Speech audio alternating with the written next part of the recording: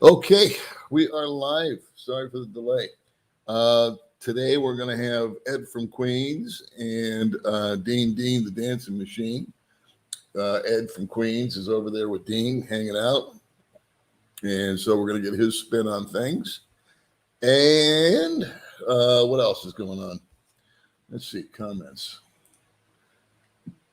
Good morning, Rose. How are you? Oh, tomorrow, the 15th here, I launch my other channel, my little secret channel. And that I've been looking forward to that because that's going to be what I was originally going to do was start up some membership thing because I wanted to do something other than the Philippines. I wanted to talk about other stuff. And but I don't want to charge money for it. So membership is 99 cents all the way up to like $20. And so that didn't appeal to me. So I thought, well, I'll just start another channel. And then it came to mind that I would start a channel and I wouldn't tell anybody what it was. And I would just kind of watch how it grows or doesn't grow. And I don't have any big aspirations for the channel. I don't want it to, I don't care if it gets to 1,000 subscribers and gets monetized. If it does, great. But if it doesn't, that's fine too. But I just want to do, it's just, there's all these things that I'm curious about, where if you launch a channel and, I know a little bit more about YouTube than I did 2 years ago. Not much, but a little. And so I thought I would just experiment with some stuff. And I also want it to be a lot more, I don't want it to be raunchy by any stretch of the imagination, but I do want to be able to express myself maybe in a little more raw form, if you know what I mean. Hey, good morning. So we'll just say hi to everybody. And then comments are going to get ignored pretty much. It's just going to be fly on the wall watching us kind of stuff because Dean will be there, Ed will be there, and I'll be asking them questions. It'll be kind of like an online type of interview and get some information. So you guys feel free to comment. I love your comments. You guys are always funny. And then we'll try to get to those after the fact, if you will. So let's see. Please don't take the magic juice. What comes with a needle? I have no clue what you're talking about. Let's see. What's up? Oh, my last video with Mark was an experiment. Mark Thornton, Every Man Has a Story. We simultaneously videotaped a conversation for 30 minutes. And then he launched it right away. I waited a couple of days and I launched mine. And I got 2,000 views and he got 6,000 views. So I'm not sure what that means. His audio and visual was a lot better than mine, though. I screwed up my microphones. But, oh well.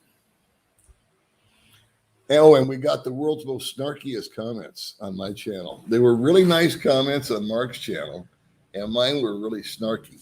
We, because I don't filter my comments. May does. She has to. But we were talking about archaeology and we were talking about fossils. And 2 or 3 guys go, hey, if you guys want to find some fossils, just look in the mirror. Guys were cold. Good morning to you. I'm Pete from Columbus, Indiana. I enjoy your blogs. Hope to retire there in a year. Thank you very much. A couple years. Oh, David Skinner, thanks for that. We appreciate your help. What else was I going to tell you guys? So anyway, I got my secret channel coming on board tomorrow. I've got, and we found a new coffee shop. Yay. What's the name of that place? Oh, Ground Zero. Ground Zero. May and I went into a place called Ground Zero. It's right around the corner from Bo's Coffee and Tom Tom's Coffee, which is where we normally go. And it's really big and super clean and modern. It's 2 stories. We didn't even go up on the second story. They're doing a soft opening right now. So there's not a lot of there's no food being served. They're just doing smoothies and coffee. And so we went there for lunch, but obviously we couldn't have lunch because they weren't serving anything. But we think it's going to be a real nice place to be able to vlog from.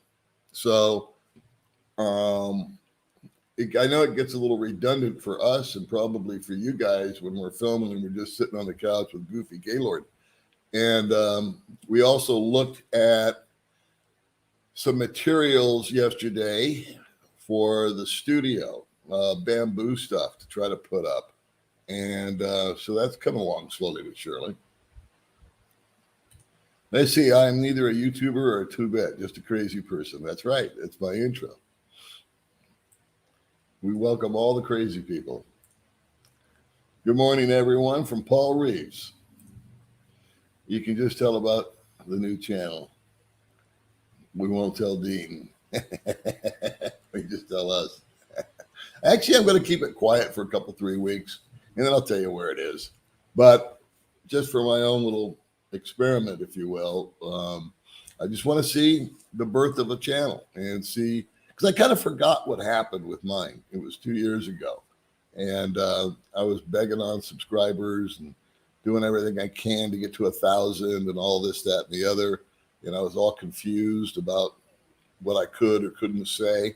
And on this one, I want to just be able to say whatever the hell I want and talk about anything pretty much other than the Philippines. Doesn't take the Philippines off. Anything goes.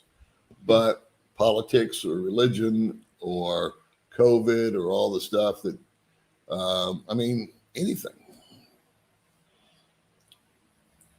Have it a much more kind of like Joe Rogan kind of style, where he has people on and they say whatever comes to mind. They don't worry about dropping a few F-bombs here and there. They critique people. They could be critical of people. They could be supportive of people, stuff like that. Or just me babbling on about nothing. I rediscovered your channel and find you interesting. Plus, you came highly recommended. Well, thank you, Steve. How did I lose you? Hello from San Cristobal, Chiapas. Am I saying that right? Greetings from Toronto area. Hey, Andy. Good morning from Costa Rica. It's late Friday afternoon. Yeah. So Ed and Dean are in the wings, I think. I haven't checked yet. I'll have to go look. Hold on a second. Let's see where they are. Okay, so he's ready for a link. Let me do this, kids. Let me send them a link. And then that way Dean can kind of get in the background here. And then we'll bring him up. Okay. I want to get back to some comments here. May chooses the curtains. Also, Fact chooses to sit in front of them. Yeah. I want to make my studio super gay. I've decided this just isn't gay enough for me. Good morning from Texas. Hey, Randy, what's up? A little smoke. Good morning from Greenville, Texas.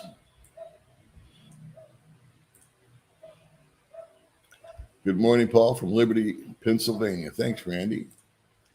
Did May, Lost Boy wants to know, get her tooth issues fixed? Hope all is well with that. She didn't. She didn't. She got one big ass molar taken out. She's been ducking the dentist because it hurts. And so this week we're going to go get the rest of her cavities done. Still getting migraines. So we talked about that on May's video. Today with baby May, I know she would really appreciate it, guys, if you would check out her latest video. It's her and I talking, and she's got some haters, and she wanted to talk about that. So do me a solid and check out baby May's channel. Looks like Paul has made up his mind. He's moving to Nicaragua. The power of Dean is calling. Actually, I'm very pleased with the way the whole Dean escapade has transpired. What I wanted to do originally didn't happen the first time, but it was probably the funniest live stream I've ever done, ever. I don't know if anybody's ever done one funnier, because Dean just went off the reservation. I left him alone. And those of you guys that caught that first one know what I'm talking about. But what I wanted to do originally was just get information about Nicaragua. And since then, we've managed to accomplish that goal. And 3 guys that I know from the channel here have gone there to see old Dean and check it out. And so far, it's all been positive feedback about what they see and what they find. And I'm going to let them tell you about it. So always best from the horse's mouth, right? Let's see. Paul says, good morning, Paul. Can't wait to sign up for Mark's cruise. What a transformation from a guy disillusioned with life to the owner of the Royal Caribbean Fleet. Yeah. Well, you know what? I say follow your bliss. And Mark was very succinct in the fact that he realizes there's probably a 5 to 10% chance of anything actually transpiring. And it gave him something to do during COVID. So you got to, whether you agree or disagree, if you think it's pie in the sky, I asked him directly, what are you thinking? But he hasn't spent any money on it. He's interested in it. It's something that he'd like to see happen. And wouldn't it be awesome if he actually threw a ship in the ocean one day? And wouldn't that be something? No more Hello Kitty curtains. I don't know. I think we'll go even. We'll go with, I don't know, big backdrop of like Elton John and Liberace. I don't know. You're still waiting to get in? Yeah. Good morning, Paul. Good to see you again. Hey, Larry. Greetings from Phuket. Hey, buddy, you should check out my friend AJ's over there running around. He's going to be, that's another thing. On Monday, AJ in Phuket and my friend Gary, who's in the States but lived in Phuket for many, many years, day after tomorrow, they're going to be on the channel. To give you guys that are interested in Thailand a bird's eye view of what's going on over there. This is uncomfortable because Dean is on today. Yes.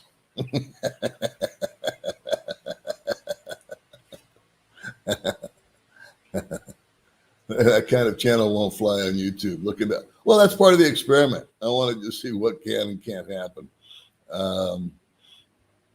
Yeah, you're probably right, though. You're absolutely right. But I do like to challenge the man buns. So that's why I said I'm not,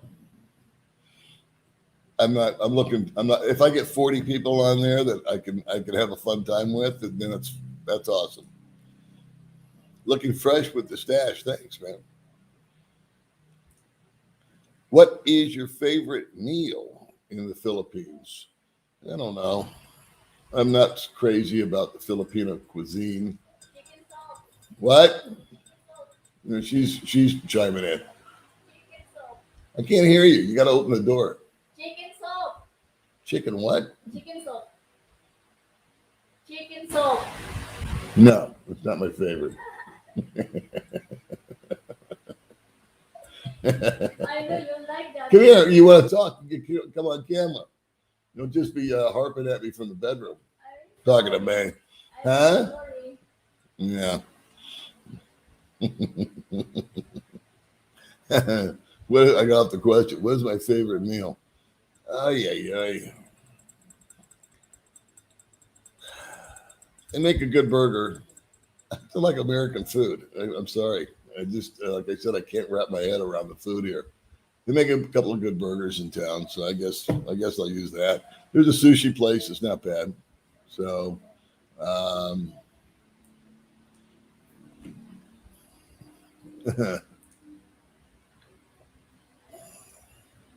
How is COVID affecting us here? They just extended the little ECQ thing for 2 more weeks. And what that means is little kids cannot go into public places. They can leave. My friend has little kids, so they can go to the park and get out of the house, but you can't take them into a restaurant. I think the age is 5 and under. Don't quote me on that. And then seating capacity is restricted down to like 20% in restaurants. What other effects are there? Masks. They got little checkpoints up. And even while you're riding your scooter, you got to have your mask on. And what else?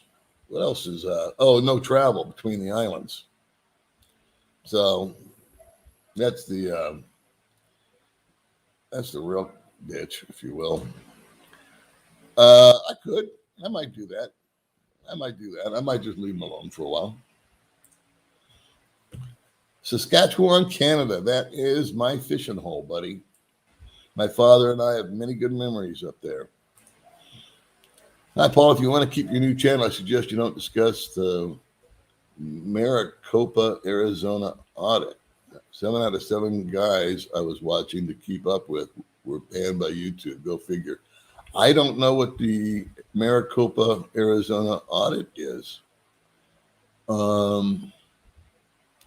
I don't think, because it bores me, I don't think I'll be getting into American political stuff. I've learned that there's no point in getting all worked up about something I have no control over. I would much rather work on self-improvement. And so I think the difference is going to be that the channel is not going to have anything to do with the Philippines. It's not going to be the purpose of the channel. Purpose of the channel is just kind of like, let's just talk about this. A variety show, if you will. And if you want to drop a few F-bombs, I think you can get away with that. You just can't monetize it, which is not the drive or the purpose of the channel. Top of the morning to you too, my friend. Baby May has the face of an angel. Paul looks like he has done a lot of fishing. I've had my days in the sun. And Baby May does have the face of an angel. Costa Rica is a better option for Paul than Nicaragua. The way things are going there with the upcoming election and jailing of the opposition, it could be dangerous. Well, we'll get into it with the kids. Oh, thanks for watching it. Yeah, we were talking FT-haters. Yeah. That might be something I talk about. Maybe I'll jump on some other channels, do what they're doing. Then I'll be going to their level, right? Catch 22. Set the trip to meet Dino in San Juan either late this year. See, here we go. Randy's coming out. Good on you. I would like to take May there. I was telling her that would be, I think, the more I hear about it, the more of an option I think it would be for her and I to go there. I'm not looking for girls. I've got one. And sounds like the cost of living over there is simple. The language I know would be an issue, especially for May. So I'm sure she'd feel like a fish out of water. But I think a month vacation over there, if we could get back into the Philippines, that's the big misnomer, right? That would be healthy. That would be fun. I'd like to take her out. She's never been anywhere. She doesn't understand geography at all.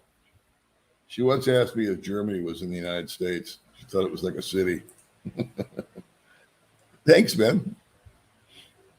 YouTube experiment. Hello from New York. Still no renewed U.S. passport. Sent away mid-May, which will happen first. I get the new U.S. passport or the world reopens. Ugh. Love watching Baby May's channel. Well, thank you very much. Today with Baby May, I'm going to plug that a lot today because she hasn't been feeling good. She had back issues. She had teeth issues. She did a couple of videos and they came out shitty. So She didn't post them. Good, good on her. And then she asked me to help her. So we just did a little sit down, talky talk. And she was talking about this woman that was talking about us. Hey, thank you very much, China Dave.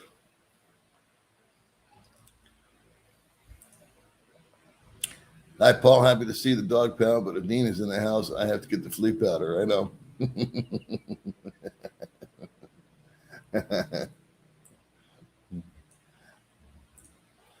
Costa Rica, kind of like the southern states trying to cancel voting for any Democrats. I like the place you guys found. Oh, yeah, Shenton Ridge. That was a real tough place it was an easy place for me to walk around and video May, kind of show you. I don't think we showed you half of that place. There was a lot more to it. But we were having, I wanted to sit there and do a vlog, but the only time to do that outside is in the evening because of the way the light is on the camera. And I've learned an interesting little thing about my camera is that the selfie mode, there's a lot of distortion, not a lot, but there's some distortion with light flickering in and out. But if I use it the other way, there's a different camera. Like when I follow May, I don't get any of that. When I did a house tours, my house, David's house, there was no distortion at all in the camera, and the audio's better. So I may rethink the way that I film myself and May sitting down, or myself and a guest sitting down, where I can't see myself. In other words, I won't be in selfie mode. Mark misses working in the cruise industry. I don't know. I think he misses, he's a worker. He's a guy that he's 180 degrees from me. I mean, the last thing I want to have to ever do is show up. I don't want to punch another time clock. I don't want to worry about any payrolls. I don't want to do any reports. I don't want to deal with customers. None of that shit.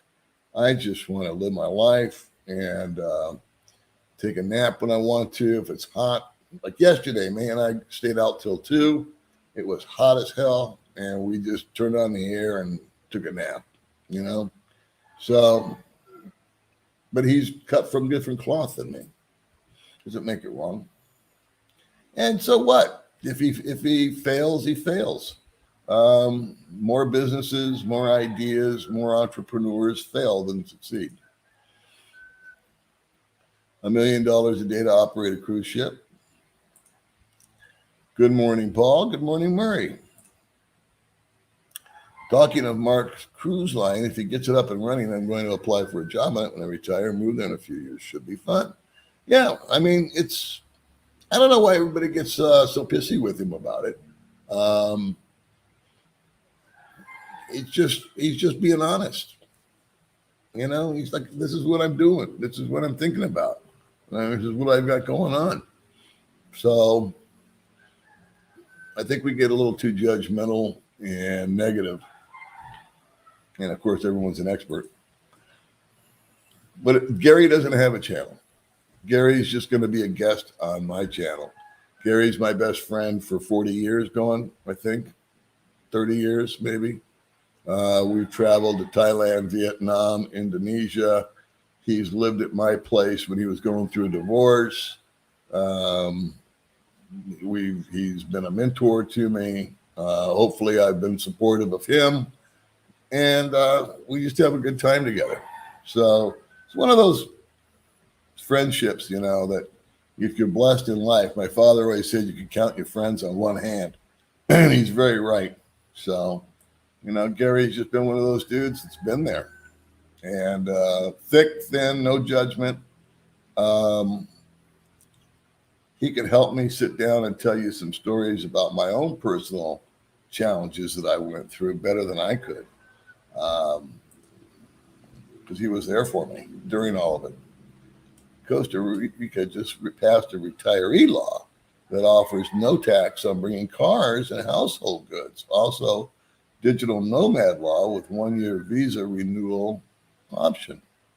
That's interesting. Please. Oh, okay. Oh, I thought you guys were together. Well, I'm glad you said something. Hold on. Let me get on to Ed. Let's see. Where are you? Where am I here? I got to get to, where's Ed, baby? There he is.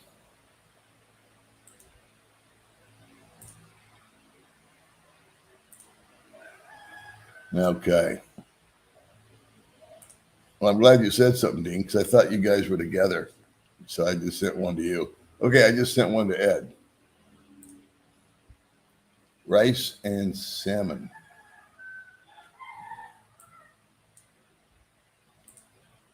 Sausage and cabbage. Are these your favorite foods here?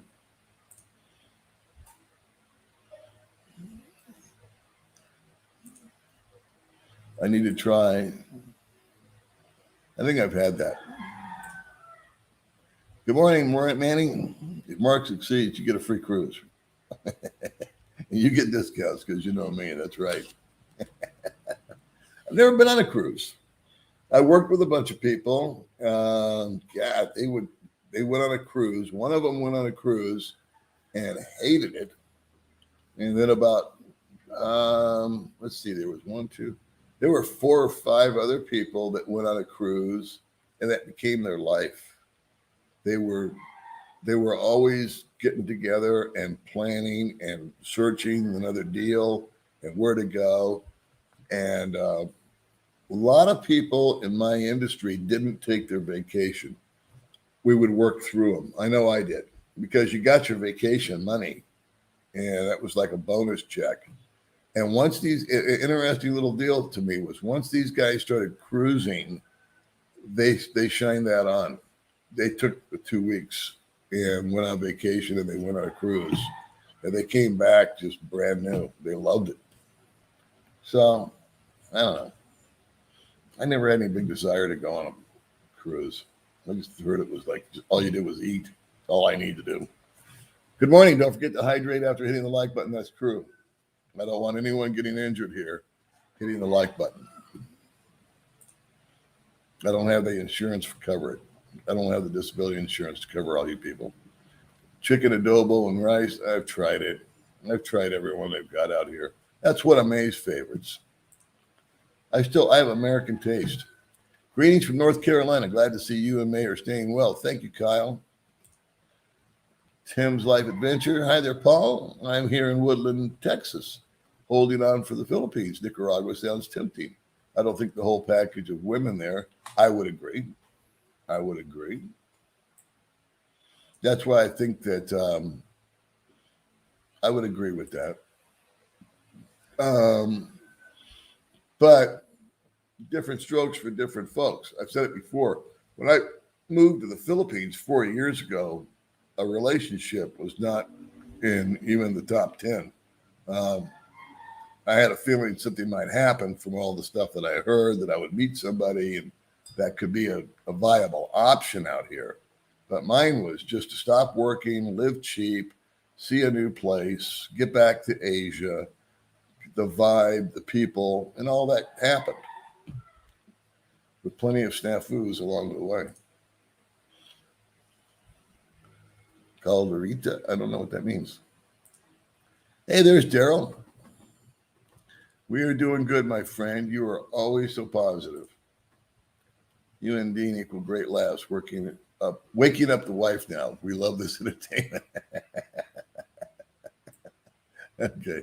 Well, we got Dean's here, but I don't see Ed yet.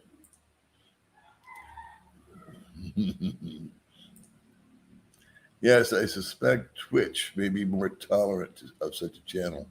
Maybe the hot tubs, etc. category.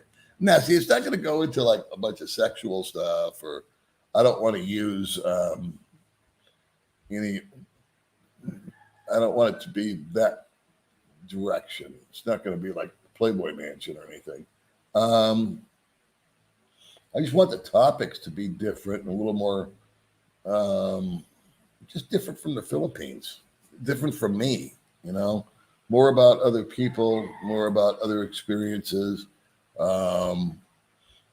But I feel that it's unfair, for example, for me to sit here and talk to somebody or interview somebody that has nothing to do with the Philippines because it's misleading. It says Paul in the Philippines. Didn't say Paul in the whatever.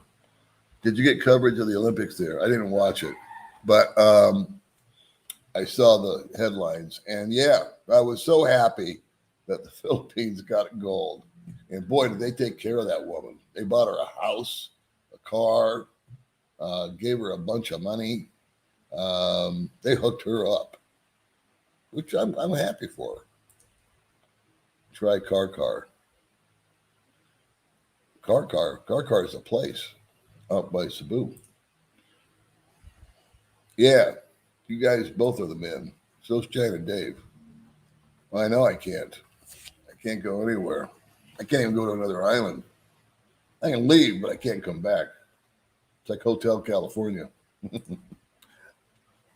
Yeah, come on. Hit the thumbs up.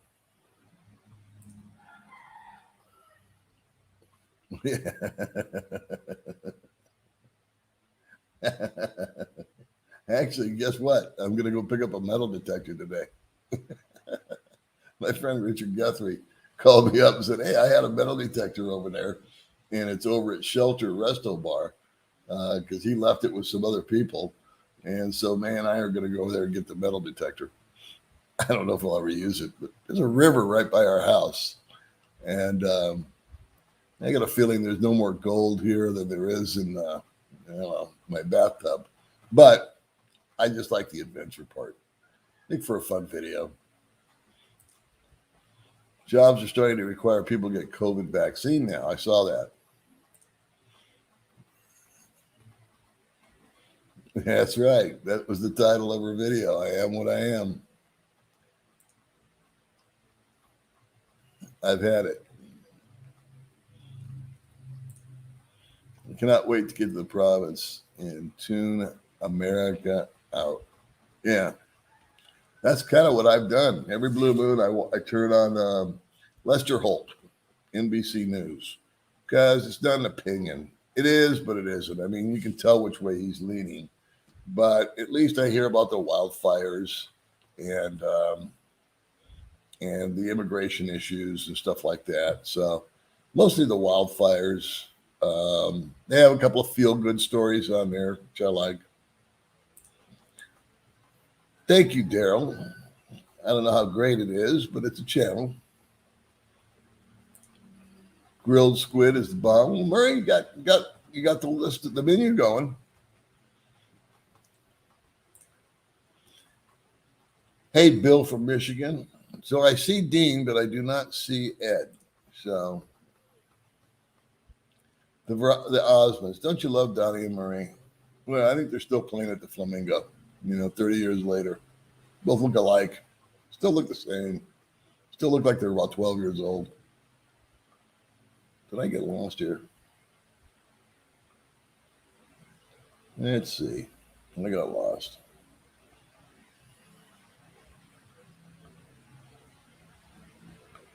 I got lost.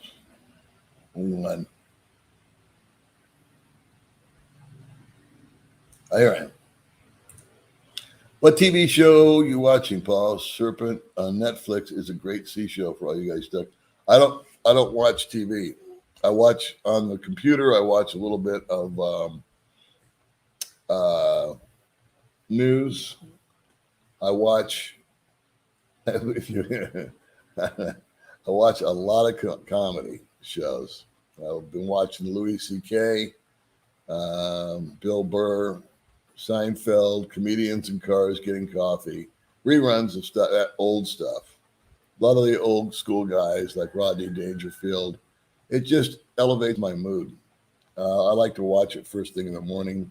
I like Aussie Man Reviews. I think he's super funny. I don't watch other YouTube guys like myself very much. To hell with the haters. Love the channel. Love the talks and the interview. Baby May is super cute. Yeah, I agree.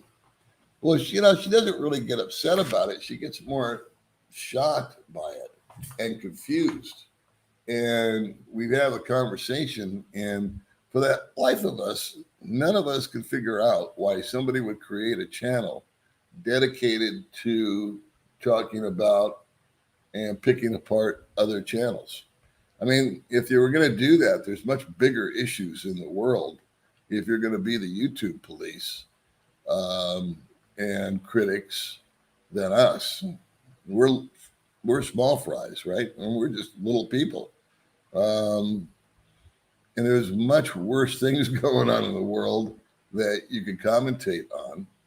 And what's funny is that it's been brought to my attention that these guys are always claiming that they're going to have the authorities come and get this guy and get that guy. I'm like, what authorities? And how do you do that? I mean, I can't even get Google to talk to me. Let's see. Before you how many years did you watch Rike's channel? That's a good question. Life Beyond the Sea. What was the 5 top things did you learn from Rike's channel? Yeah, I did. I watched Rike a lot. He was probably the prime guy. Him, Ned with Philippine Dreams, Bud Brown. I used to watch Chris, a Brit in the Philippines. I got a real kick out of his channel because he had just got there, and I'm talking about Chris, what's called a Brit in the Philippines, and he only had like $700 a month to live on, and he kept screwing up and running out of money. So I thought it was funny. And then he would get trolled by somebody, and he'd get real emotional and mad. So I just kind of liked his personality. But I haven't watched his channel for a long, long time. He met his wife, and he had some kids, and but at that point, I just kind of tuned out of him. Rike, I watched. I got a lot of information from him about things like throwaway tickets, places to go. He lived here, he lived there. He's kind of the reason I came to Dumageddon, because he mentioned that we didn't get a lot of direct hits from weather. In other words, the hurricanes and stuff will usually go up more in Luzon. We get the aftermath of it, and I like that. He would also give you just, factoid type of facts and figures, information, population, whatnot. Ned was great to watch because he's kind of on the anal side and analytical side. And so he bought scooters, and he would give you this unbelievable presentation about Honda Clicks or whatever he bought. He had bought a truck, I think, when I first started watching him, and he mentioned what a mistake it was. So I like that transparency of his channel. And as far as I know, he's been house hunting for 3 years. So every now and then, I don't watch these guys, but every time I hear that Ned's looking at a new house, I watch it. So I want to go see what he's looking at. And he's married with a kid now. And so, big transformations, big changes. The 5 top things, I don't know. I would say throwaway tickets, location, information about public transportation. I'm sure there's a couple things I'm forgetting, but just kind of generally help sell me on the idea of the Philippines. I was actually thinking Thailand. Tried to watch Baby Babies, but it kept buffering and never launched. I wonder why. Dean, where is Ed? Do I need to send him another link? Hold on a second. Let me bring him up here. Hey. Oh, wait. Please can you hear me? Yeah, send him another link. He's in the other room.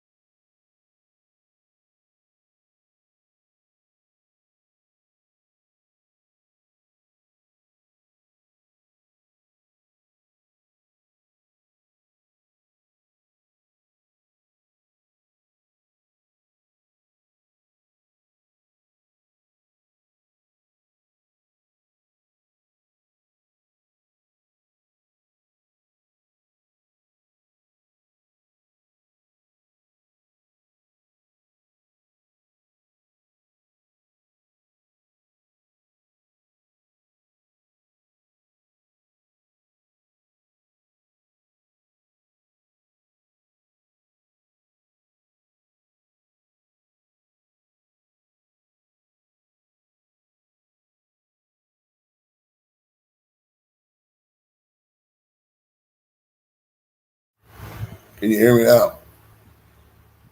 Sorry, kids. That's why I went down on the channel. Okay, now we okay now? See, whenever I unplug the damn thing, it mutes my other microphone. We okay now? Yes, we have sound. Okay, cool. All right. I apologize, guys. I have this microphone that I use, but I have it plugged into the computer, and then I can't hear a guest. So I unplug it, and unbeknownst to me, it mutes my microphone. So I apologize for 10 minutes of absolute nothing. All right, so what I'm going to do is I'm going to bring Mr. Dean on, and then we're going to bring Mr. Ed on, and we'll just, see what happens. God only knows. Okay. Okay. So Let's what's see. going on, buddy? Okay, very good. Good to be back. I have the sexier Lenny as always, and Ed's actually in my living room, so we can make sure everything works out fine. I Yeah. you guys were all going to be sitting in the same spot together. No. There's not enough room. I have this sexy Yolani, and he has his new girl now, so we can't fit four of them in one yard stream. So we had to do it that way. But we worked everything out, and we're ready to go. And Ed's having a great time. Let's find out what Ed's up to. Okay. There's Ed. Let me help him out there. You think I help me out? This is going to be a hot mess. No. Ed, you're a little low, pal. Right? Ed, can you sit up a little bit? Can you sit up? Yeah. How's that? All right. Yeah, you're down. Okay. Okay, so, yeah, Dean, you stay out of the picture. Just leave your pretty girlfriend. I'll up hold the there. other one. Oh, Dean. Can you hear me, Ed? Yeah, hi. Yeah, I can hear you. All right, buddy. So you're enjoying yourself. Yeah. Yes. All right. So do you have a problem with me taking myself off of the stream, taking Dean off the stream, and maybe you could spend 5 minutes or so just kind of giving your analysis of Nicaragua, your impression? Would that be okay? Yeah, I even wrote a couple of things down that I thought. Huh? Yeah, I wrote some stuff down that I thought would people. All right. So I think what guys are going to be interested in is they're going to be interested in prices. Right. They're going to be interested. I think you went to a pharmacy. I think that you went and got a cortisone shot. I know that because you and I had a private conversation. And just kind of like your overall impression of the place. Okay. All right. So let me take Knucklehead 1 and Knucklehead 2 out of here. And and who's your friend behind you there? Well, this is a mall. But this is my good friend Marlene. It's a little hard to hear you. Yeah, it's this is Marlene. Okay. And can you sit closer to the microphone? Hi. Yeah. Okay, how's this? Okay, there you are. That's better. All right. So I'll stay on with you for a minute. I don't want to leave you all alone by yourself. That might be kind of uncomfortable now that I think about it. Yeah. So, what was your motive? You're from Queens, New York. Right. Okay. So And you had a business. I believe your business was you had a school where you trained people to be like nurses and things such as that nature, correct? yeah, nurses' aides, Okay. medical assistants. And how long have you been over there in good old Nicaragua? I've been here a long time. I've been here I got here on the 28th. I'm having a hard time hearing you. Oh, I got here on the 28th of August. And I've been 28th of August. Yeah, and I've been here since. And what's your overall impression of Nicaragua? Yeah. Okay, no, as far as what? Well, as far as, is it a place that you think would be fun to go for a week? Is it a place that you think it would be a viable option to retire. Let's just hit those two numbers. Okay, well, one problem would be if people are going to freak out about the Spanish. The Spanish, yeah, the Right? language. Okay, and when I first went there, and I was actually in the air terminal, they didn't make the announcements in English. They made them in Spanish. So I could definitely see how some people might freak out. Okay. It's all, okay. Now I've been through Central America a lot and South America Okay. through the years, and mainly because of the same reason with you and Baby May, because my first wife, who I didn't marry for a long time, was from the Dominican Republic, and she couldn't travel many places, but she could travel to like Panama and Colombia, and so I've been to all these different places, and this is definitely a different place. Nicaragua is definitely different than any other of the countries I saw. Okay. And it's different because they really don't really care that you're American. It's like no big deal. There's absolutely no comments. There's absolutely no like Americana. Like there's no you have green eyes. Where are you from? It's like treated totally as if they don't even recognize you. As being Okay, so you're just another guy walking through the streets. just another guy. No, Okay.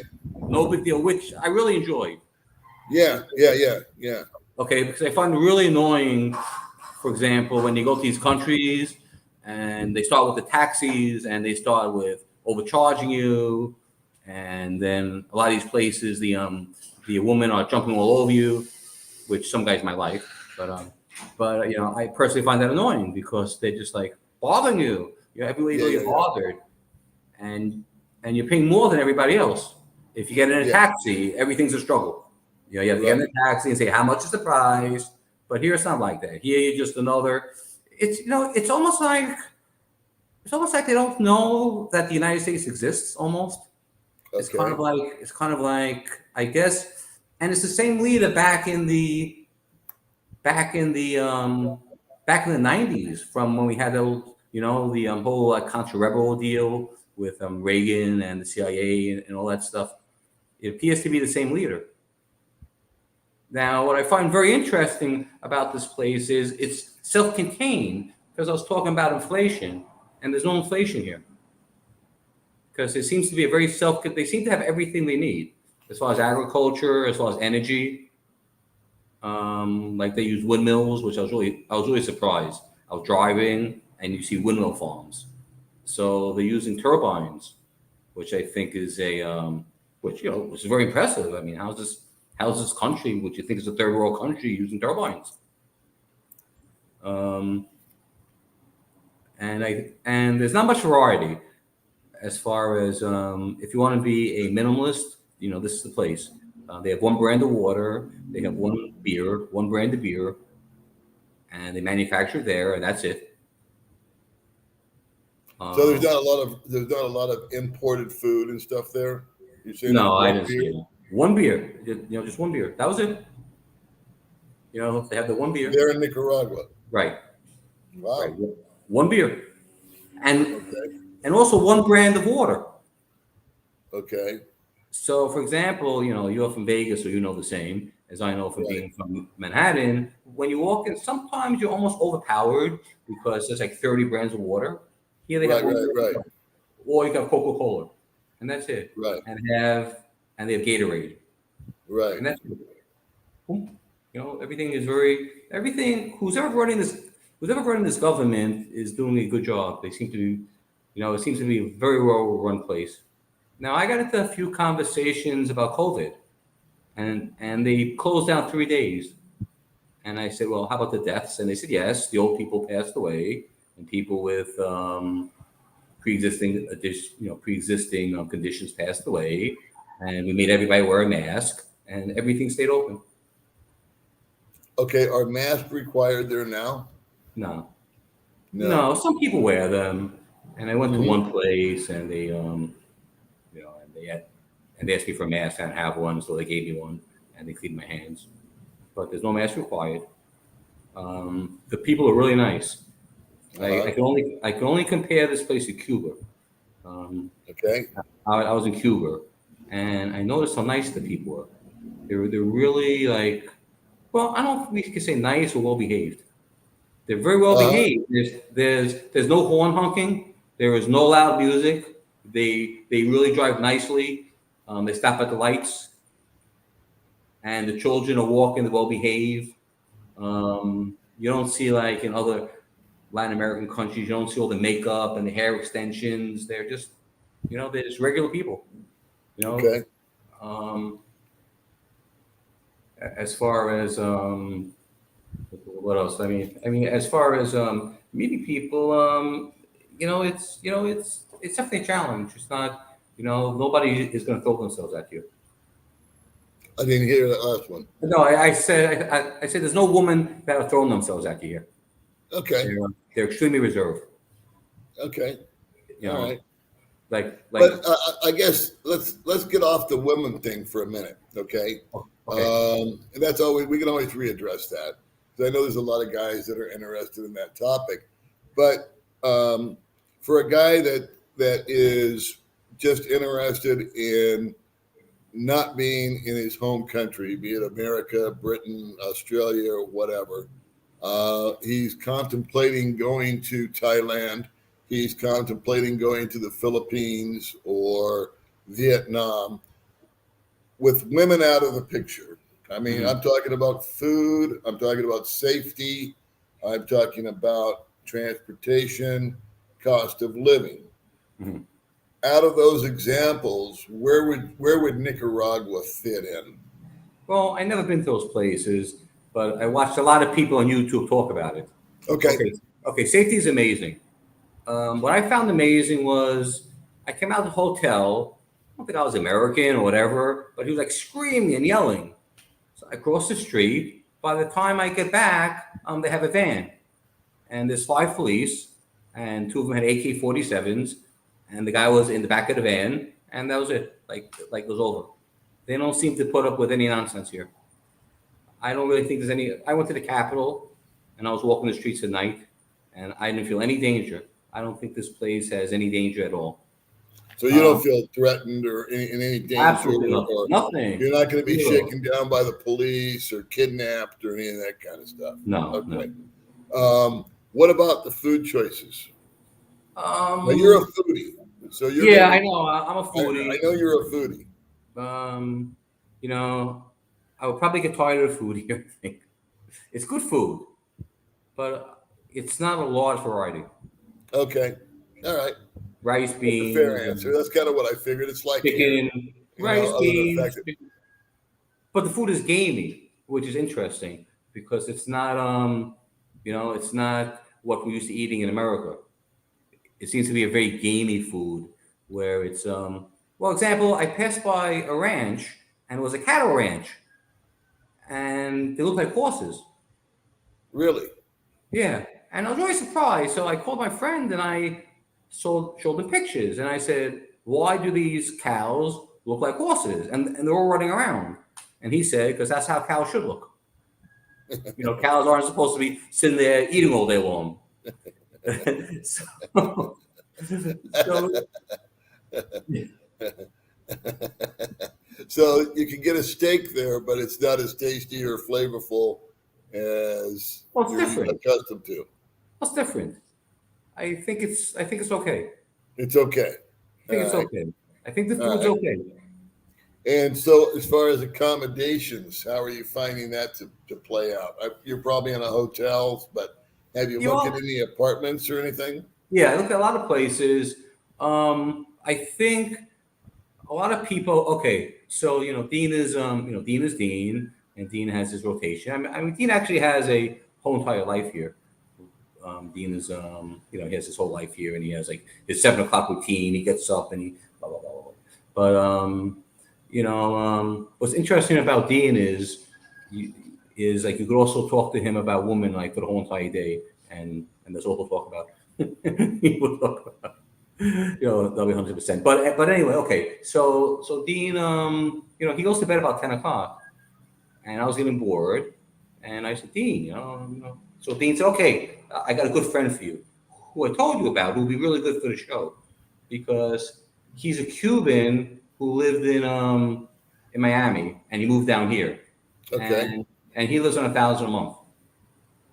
1,000 a month. 1,000 a month, and he had a nice place. His place actually had 2 bathrooms and air conditioners, and a nice place, and $200, I think $300 a month rent. So this Okay. place is out of San Juan, where I think people could probably live on like $600 a month, Okay. because it's very inexpensive here. Okay. I went What to is? Go ahead. Oh, no, you're saying? Well, I'm curious as to, well, I know the transportation a little bit because of previous conversations where cabs are relatively inexpensive, public transportation's available. What about and this may be an unfair question because you may have absolutely no idea, but if someone wanted to buy a car there, a brand new car, do you have any clue as to prices? I'm sure Dean knows. Well, Dean will show me cars for like. Well, he'll show me nice ones. He'll show me like Mercedes Benz and stuff. Like he'll show me like 10,000, 20,000. But I'm sure you could buy them less. That's what he just showed me. I'm sure you could get cars here for less money. Where is it on par with the States as far as buying a car or a motorbike? Yeah, I don't know. I didn't price that. Okay, I'll ask Dean. Yeah, but I'm Dean knows curious about about that. Yeah, Dean knows. And so what I'm hearing from you is that it's safe. You mentioned the medical care to me. I'm thinking about our private conversations. You went and got a cortisone shot. Okay. Let's talk about that for a second. That's very Because interesting. I could use a cortisone shot today. I got a stiff neck. Okay. Yeah. Well, So- I hurt my shoulder about maybe 4 months ago. So first I had to go to my primary physician. And then the primary physician sent me, of course, to the orthopedic. And then the orthopedic did an X-ray, and they said the X-ray shows nothing, even though I can only lift my arm up like this. So then the insurance company would only approve a physical therapy, and they said you need physical therapy for 3 months. Then we'll do an MRI, blah, blah. So my shoulder really hurt me. I mean, I was in really bad pain. So I told Dean. So Dean said, well, sometimes the pharmacies can do it for you. It sounded like a little bit strange. But anyway, if you walk into the pharmacies actually have a doctor in the pharmacy usually. Interesting. Yeah, it seems to be the wife runs the pharmacy, and then there's like a little office where there's a doctor. So, and they don't charge you, but the doctor said, well, that's more than we can really do. That's more, I don't do that, which I knew, I told Dean, I don't think a regular doctor could do it. So Dean took me to the private hospital, which was very nice. I was really surprised. It was nice. I just showed my driver's license. They marked my name down. They said, have a seat. Then they called me. Then a doctor came out, and the doctor told me, let me see if I can find an orthopedic. And because I don't give that kind of shot, you need an orthopedic, which makes sense. But I figured maybe here is different. I figured maybe here, a GP, general doctor. Okay. So we go there, and the doctor started making phone calls. He took out a cell phone, and he says, okay, the orthopedic will be here tomorrow at 6 a.m. And I'm thinking, I showed her 6 a.m. I said, is there any other way to do it? And he said, well, the orthopedic has an office in Rivas, and he'll see you in his clinic. So Dean was nice enough to drive me to Rivas. I went there, and he gave me an exam just like any other doctor would do. And he even had the medicine, and he gave me a shot. And did it work? Yeah, it worked, and it cost me $50. So the sequence of events was you had an issue with your shoulder where it was stiff and uncomfortable. You went to a pharmacy. Pharmacy had as a doctor in the back. Some do, I guess some don't. And he said, that's kind of beyond me. You went to the hospital. they could take care of that for you for free, but the orthopedic guy wasn't there. But they did give you information as to where he could be found, which is in Rivas, which I understand is about 20, 25 minutes away. Right. So you went to that clinic, saw the doctor, he gave you the shot that day, and you got handled. Right. Did I repeat it back correctly? Correctly.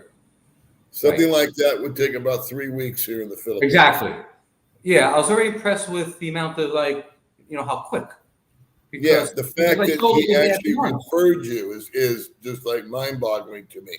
And in the States, I think your first analogy was the States, where you'll go to your primary physician. He'll say, okay, well, that's not my deal. We'll send you to an orthopedic. The orthopedic says, well, I need an x-ray and an MRI, and I need a this and I need a that. And then we need to do physical therapy first because we don't want to get too invasive. And then 3 weeks down the road, they finally cave in and give you what you came for, which is a shot. Is that correct? Not even 3 weeks. They wanted 3 months of physical therapy. 3 months of physical therapy. 3 months of physical therapy before I get an MRI. Thinking, wow. Yeah. But just the whole process in the States, and I tell this to doctor friends of mine, and they get insulted, and I say, why are emergency rooms the same way they were like in 1960? I mean, can't the United States come up with a more intelligent way of having an emergency room that you don't have to sit there for 5 hours, right? And see the triage nurse, and then sit there for another 2 hours and see the insurance people, and sit there for another 2 hours. And here, like as I said, there seems to be a lot of common sense here. Everything seems to be done with a lot of common sense. That's I like that. Yeah, right. I mean, I really enjoy. I really do. I mean, I had my middle son called me one day. My middle son and my youngest son, after I was divorced, they were staying at their mom's house, and I got the phone call that the youngest one broke his arm because the two of them were wrestling. And so I had to make that midnight run of dad taking the kid to the emergency room, and we sat there with a broken arm with an ice pack on it for 5 hours in an emergency room. Where I'm getting the vibe that if I had taken my son to the emergency room there in San Juan, they would have set the friggin' arm or gotten the orthopedic guy there or handled it. We just literally sat in a waiting room with a broken arm, which is very painful, with an ice pack, and that was it. And so, I don't know, Nicaragua, it just keeps sounding better and better and better to me as an option for a lot of guys for a lot of reasons. I have so many different motivations than other guys, but the Spanish, I think you're right, would be a big obstacle and could piss me off and piss other people off for no real reason. And it's not their fault they don't speak English, Well, it's my fault I don't speak Spanish. Well, what's strange is I speak Spanish, and they don't understand my Spanish, and that's because they're not used to. That's because they're not used to dealing with Americans, so they're not listening. So I speak to them in Spanish, and I got to say the same thing over and over again. Well, but not Dean. Dean is like really fluent. Now, what about Google Translate and stuff like that? I mean, it works and it doesn't work. Yeah, that's what I think. This is the word I've been trying. It's Spanish I think could be a barrier. It could drive people nuts. I can see that. I could definitely see that. Yeah. So what I learned when I was in Thailand, and I didn't invent this, my friend actually did. He would take pictures of things. So he would take a picture, say, of a cup of coffee. All right. And he would take a picture of I don't know, you name it. And if he went to the store, if he went to a restaurant, he would just show him the picture on his phone that he wanted a cup of coffee instead of going through the whole, We can still manage explanation thing. Well, when I went to that town with Dean recommended somebody who would hang out with me, and I slept in his house for the night. But though he was like sleeping, and it was 9 o'clock, and he wasn't up yet, so I kind of escaped from his house, which was kind of like, which had a 5-foot fence. So it took me about an hour to figure out how I was going to climb this fence. But anyway, so I walk out, and I'm in a strange place, and I don't know anybody, and I just saw somebody, and I just asked him, taxi, and he looks at me and says, "Oh yeah, taxi." He points, and his taxi was getting cleaned. It was in like a place getting washed. So I told him, a few times, San Juan de Sol. He looked at me. He said, San Juan de Sol. He looked at me. He said, "Oh, okay. San Juan de Sol. Okay." So Yeah. So I think you could get around, but I don't know. I think you would have to, really like see, like experience it, because it's not an English speaking country. They're not. Yeah. They're not big on English, and they don't care to be big on English. Like nobody really cares. Well, I'll tell you this much, Ed. This is my little MO, and I'll just share it, and people can take it or leave it. But 4 years ago, when I came to the Philippines, I had my master plan before I left. I had my do's and my don'ts, and what I could accept and what I couldn't accept. And hell or high water, I gave myself 6 months. And I think if I had only stayed here 2 months, I would have bailed out because it was pretty rough. You know what I mean? But I gave it the 6, and those things that were pretty rough smoothed themselves out. And then things changed, and I got more acclimated, and my attitude changed. And now here I am 4 years later. So I would take the same approach with some place like Nicaragua. I would give it a time limit. I think I could shorten my time limit now because of just my experience of new countries and whatnot. But I think I could go there for 3 months and come to a conclusion. Do the goods outweigh the bad? Is the language something that I can or cannot tolerate? I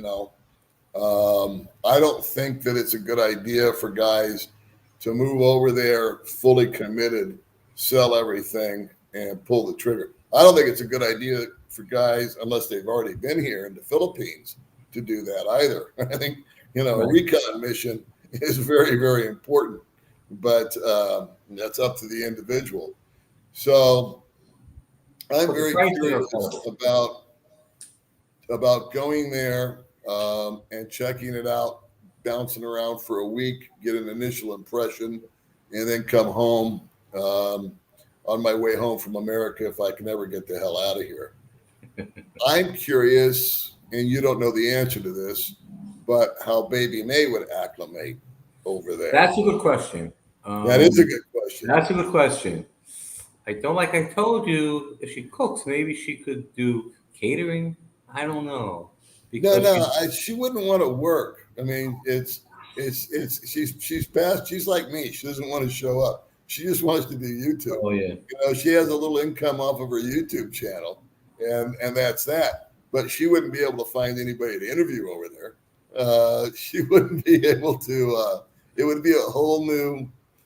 I think it would be great as far as a shock to her system.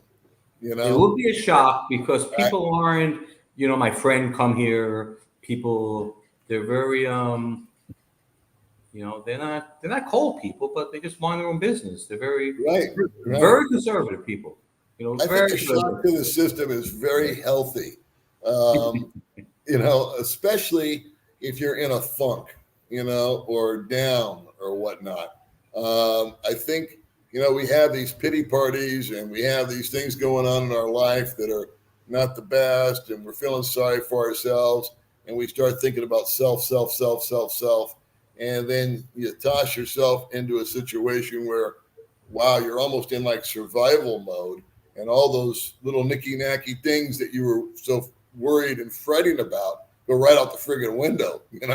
I mean, you're trying to figure out now how to cross the street and find a place to live, and your whole priority shift comes in. So I think it would be, I think it'd be fun to drag her ass over there for a week or so and see what happens. You know? Well, I mean, they may pay attention to her. She's Asian. You know, I haven't seen an Asian person here. Really? I'm not seeing a No single Asians. No, no. All right. You don't see many Asians, and you don't see many tourists. You see all pretty much you know. All right. Let's take a few minutes and talk about the relationship female situation over there. I know that's on a lot of guys' minds. A lot of guys that talk to me say, I want to come to the Philippines and I want to meet my beautiful Filipina. They want to meet their version of Baby May, whatever that is. And they want to have that, one-on-one relationship. That is their priority. They're not worried about budget. They're not worried about this. They're not worried about that. Their set of circumstances and concerns are 180s of mine. They are focused straightly on companionship. So, what is your take on that? Well, my take is they're kind of hard to figure out. You don't know where they're coming from. They're not going to come on to you at all. I mean, I saw this girl who I'm with now. We went to a club. I mean, it wasn't really a club. It was kind of weird. It was kind of upstairs, and it was a karaoke place, and it was like totally. But everybody. No, well, okay. So, Dean's friend George, who would really be great because he lived here like 10 years, and he knows everything. He knows budgets, everything. So he took me to a few places, and I didn't see anybody pay any attention to me. So I said, "Oh, okay." It was mainly couples, and then he took me to another place, and I saw the one I'm with now, gave me a glance. So I said, okay, I have a glance. So then George brought a friend who interpreted and said, okay, he likes you, he wants to take you out to eat. So then the next day we went out to eat, and then she went back home, and then and it's hard to read them. They're very it's hard to read. I think they're looking for nice guys, good men, but they're not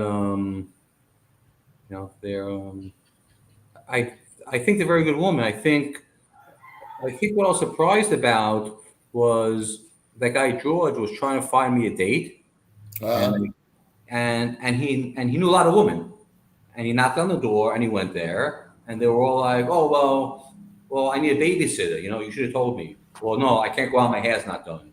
They had no desire of going out. They said, "Oh no, you should have warned me."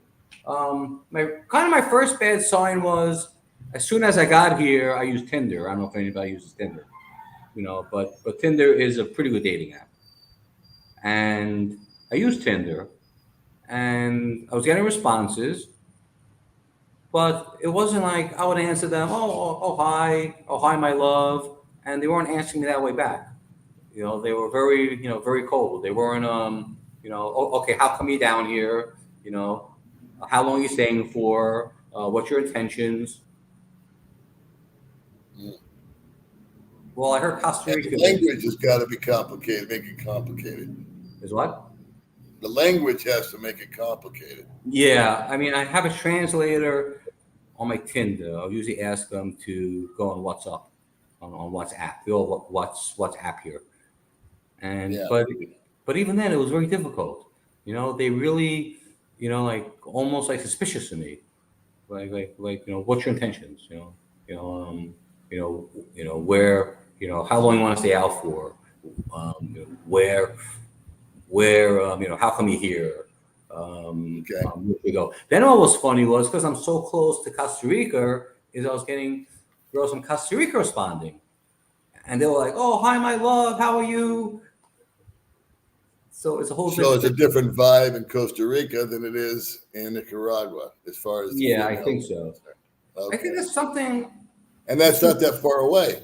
No. So when I went to San Juan, I was actually getting more people from Costa Rica responding on Tinder to me than I was on from Nicaragua. And the ones from Costa Rica wanted to see me right away. but they were saying, well, but I can't get through the border. It's Right, impossible right, for you to get right, through the border. It's okay right. if we meet. Then they're sending me pictures of themselves and oh hi my love, blah blah blah. So like they were very you know very and as far as age gaps go, I mean Dean can tell you this. Dean showed me a picture of someone he likes, who's I think 16 or 17, who married her school teacher, and the school teacher Yeah. looks like yeah. So I don't think they mind age gaps here. I don't think age gap is a problem. All right. Well, speaking of Dean, let's bring him up Right. and add a little variety here. Thank you, Ed. We'll keep you up too. But I guess what I'm getting from you is it's not the best food in the world, but it's not terrible. The healthcare impressed you. It's safe. The language is an issue. So it's got its good, it's got its bad, right? Yeah. But there's worse places to go, I think. And it's I think much affordable, worse. you know. Well, my You're big saying that problem. one guy lives there on $1,000. Mhm. I'm figuring if you had $2,000, it would be you could have a pretty nice little casa and a car, and you can drive into Rivas, and you can also take little trips to Costa Rica, I suppose. I don't Well, know. there's I'm other just towns here too. Well, okay. Well, what really impressed me was Dean took me to a place, a country club kind of place, and it was a day pass, and and they were just serving us like 5 hours. I don't know, serving us all kind of fruit drinks and finger food and hamburgers and serving and serving and serving, and the bill comes and it was like $17. You yeah, know, and I asked him, no, that can't be right. It can't be $17. How's it $17? We had hamburgers and finger food and drink, and then even at that karaoke place I went, I mean, I was paying for myself, and I probably drank a little too much, and I was paying for Dean's friend, and I was paying for somebody else, and food, and it was the same thing. The bill was like $20. yeah, Yeah, very, very inexpensive here. This is a very very, affordable, very affordable country. very affordable. If you like the variety, which it's not a big variety, maybe the supermarkets have better varieties. I don't know. Well, I don't know. I think it's a very viable option, at least for a 2-week or a 30-day vacation from whatever you're doing. I could think of worse places to go. I don't think you'd regret going there, and might be an option for guys to live. But from what I keep hearing, that you would want to take some Spanish classes either while you were there or But prior to going. I'm not sure if the Spanish would help. I don't think they'll understand because my Right. Spanish is really, I mean, my Spanish is good. I Oh, could get okay. around. Okay, I could get around in any country with my Spanish. I mean, I can't have any kind of intellectual conversation, but I could say enough. I could say, the important words, like I don't know, like if I want to go to the bathroom, I'll say, um, you know, a baño, or Right. I know a lot of words, or bill. You could say, like this, or you could do, Yeah, yeah, yeah. Yeah, we do that here in the Philippines. yeah, or we say la cuenta, or if you're on a napkin, it's servilleta, or beer cerveza, or donde está, or this taxi, and they don't understand me, which and I keep repeating myself, Interesting. donde está is baño, and they look Yeah, at me, yeah, yeah. the baño, then I gotta say PP, then they understand me. So, I think it's so unused to Americans. For some reason, this isn't promoted to Americans, Yeah, and I guess it all goes back to the '90s yeah. that they just don't, it just isn't promoted, and they don't seem to really know Americans. It's kind of like, except for Dean, everybody seems to know Dean. All right, so I'm gonna give you guys a little more room.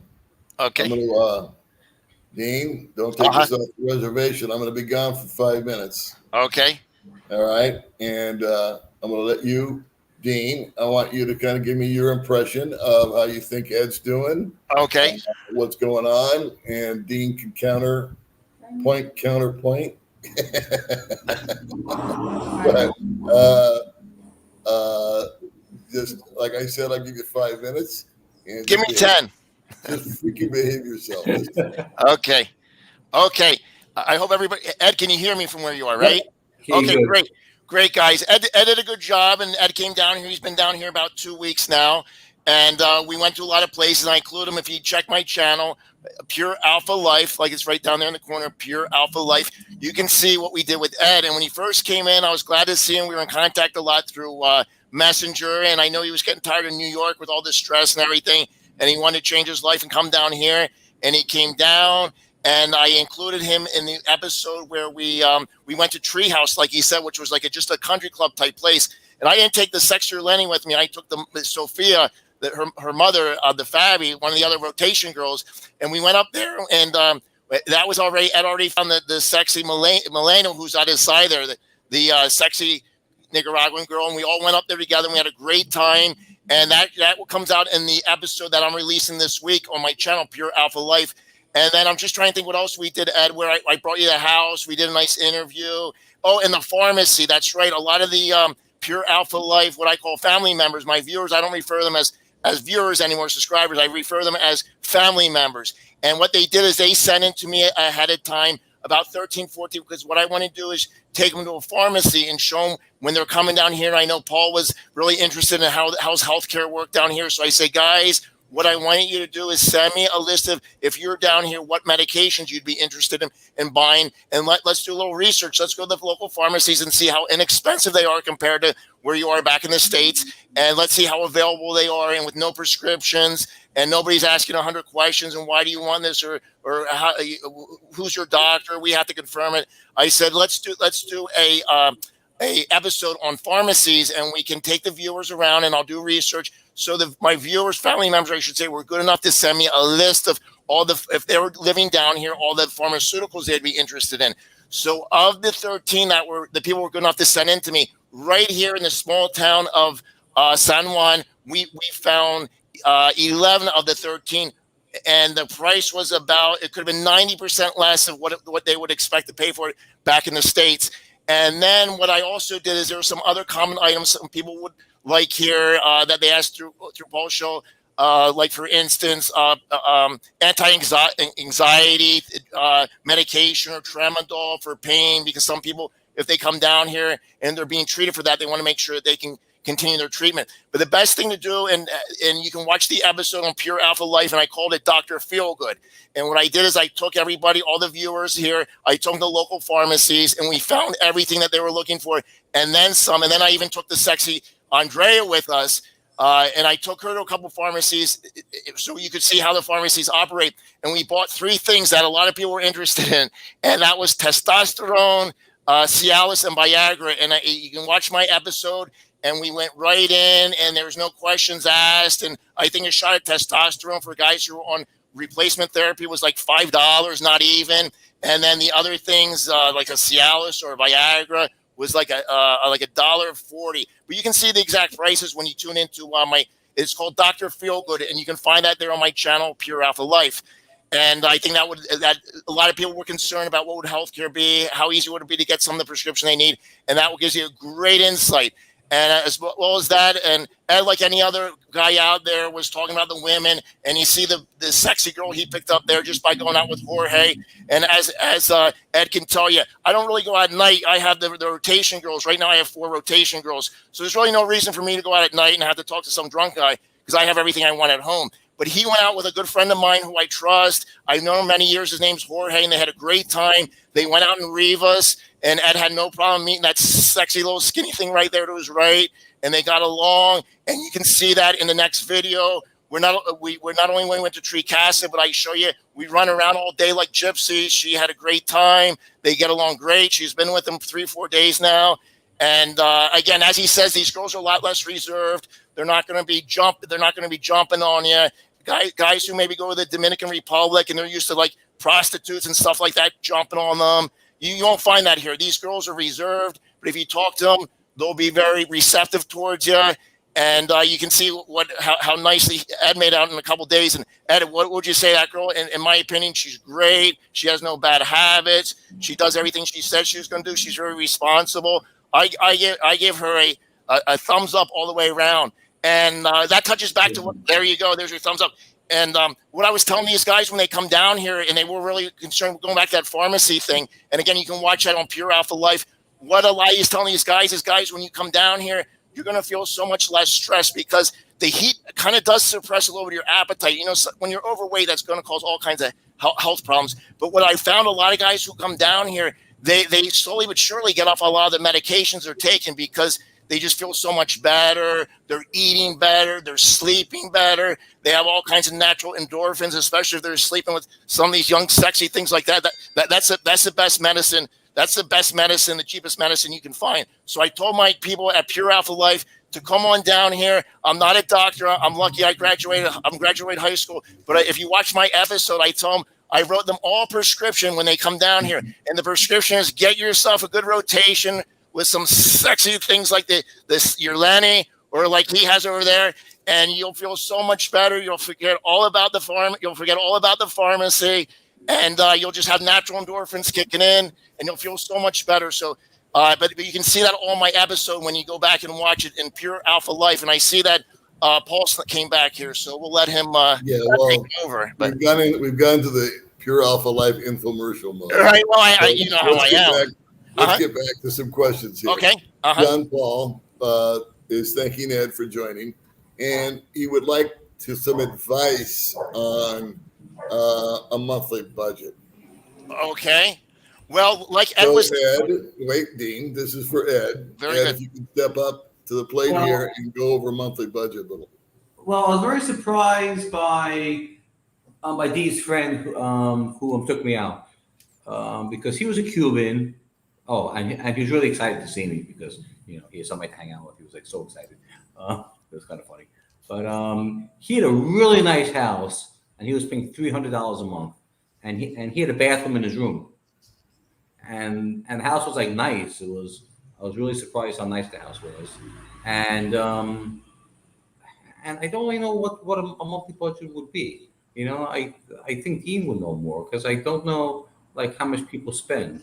Yeah, I mean I'm in the best hotel here, and it's $99 a night, and it's free breakfast, and I guess it's like it's definitely not a bargain, but I see monthly budget, which Dean never mentioned, was he always talked about living here in San Juan del Sol, but I think there's a lot of very inexpensive places where people can live, which are nice. I don't think you have to live here. I think there are really inexpensive places, like in Rivas and parts of it, very, very inexpensive. I don't know, Dean. What's the monthly budget here? Can you guys hear me? Well, if you're talking to Jorge, and he seems to do really good on it, $1,000 a month. But I would say to realistically come down here, get a place about $400, say throw in there another $50 for lights, $60, call it, and let's say lights, a couple other things. I would say let's take $550. Let's call it $600 right away. That just keeps the roof over your head, keeps the lights on, keeps the internet, and maybe a phone. So I would say you probably want to have at least say $900 for groceries, running around, gasoline, that type of thing. So I think $1,000 might be a little tight, but if you can do it, you can do it. You can definitely find a place down here. But I think to be comfortable, you probably want to have at least $1,500, maybe $1,600 or $1,700, just so you don't cut it too close. But I think on that, from talking to the people I do and looking to see what I spend on things, that you should be right about. That's a sweet spot, like $1,650, call it $1,700, and you should be fine. That's what I think people are spending down here. And again, some people are getting by on $1,000, but I think that's here though. I don't think you really went to the other parts. You're like kind of in this, like here mainly. Yeah, and like we talked about, Ed, if some person would want to come down and this is a little bit of a tourist area, so your prices are a little higher, and that budget is based again on San Juan. But if you want to go up and live a little north, like say in Esteli, and you guys might know that area, you might have heard it because they're famous for making the cigars. What you could do is you could live up there, and you'd be it would be a less humid, and it would be cooler. So that would cut your air conditioning bill down from say 50 or 80. That would cut that down to about maybe nothing, maybe 10, and then you'd be living outside a touristy area. So of course you'd have maybe a 10%, 20% drop in any type of consumer goods. So somebody could come down here if they want to live in San Juan, and like Ed, I was talking to you before, San Juan's a little bit of a more tourist area, so you're going to pay a little bit more, even the locals. But if you go to live in a place that's just a little bit outside, but just equally as nice, maybe you don't have the beach, but you might have a beautiful mountain, and you're always going to find girls like this in anywhere around here, even the smallest town. So that's the least of your concerns. You could live there for maybe even 1,000, maybe 1,200. Here it might be a little higher. Why? Because it's a little bit more of a desirable place because it's on the beach. It's 30 minutes from Costa Rica. So if we work that in or out of the equation, however you might want to look at that, you could.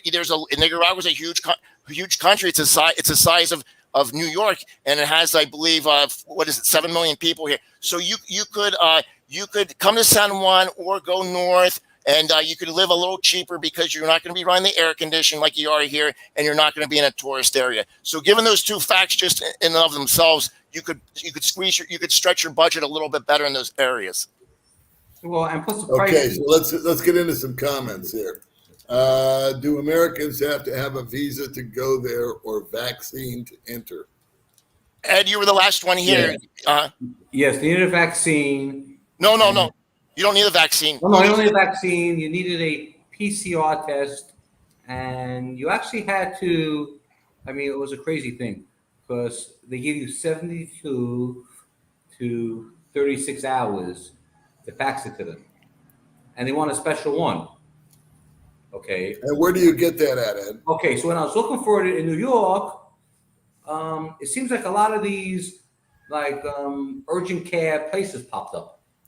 Oh. And they have a doctor in there, and the doctor's standing there and saying, "When's your flight? When's your flight? When's your flight?"